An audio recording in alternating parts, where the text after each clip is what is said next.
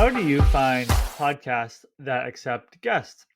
So, there's going to be a couple different ways that you can go about this. But the reason that you want to find podcasts that accept guests is because you don't want to be reaching out to shows that don't accept guests and you're going to be wasting your time. Well, yes, the good majority of the podcasts out there, they do accept podcast guests. There are the few that only have solo episodes, and you don't want to be wasting your time reaching out to these shows. You only want to be reaching out to shows that do accept podcast guests. So there's a couple different ways that you can go about this. One, you can go on iTunes and literally just like type in the niche of your show. So you could go through and you could type in real estate investing, and it's going to give you a list of all the real estate podcasts. And then you can click on it and you can click on the podcast and you'll see, whether or not they have the guest by having the guest in the name of the podcast. Sometimes you can go over and you don't see the name of a guest in the title of the podcast, but you'll want to click through and just to be sure that the podcast, in fact, does have guests on there, or does.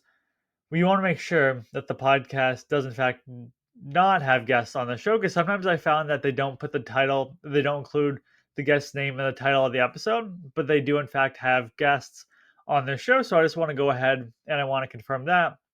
Another tool that you can use is Raphonic.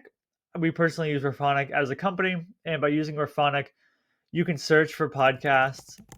And when you're searching for podcasts, you can select a box that says, does this podcast have guests or interviews? You select yes. And it's not foolproof. I have seen podcasts that do get approved through that process, but again, the good majority of them are going to be helpful and just save some of the time on my end. And then the last step would be going to the podcast website itself, because I find that I always want to vet the show, just taking that additional step. One, because a lot of the times these podcasts, they find, yes, they have guests, but are they currently accepting guests? Am I going to be pitching them? Am I going to be filling out a guest intake form?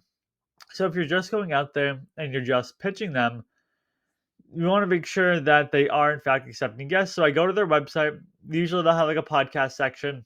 If it's a good quality podcast, I'll click over to it. See, sometimes they might have a form and I'll just fill out the form and then submit it.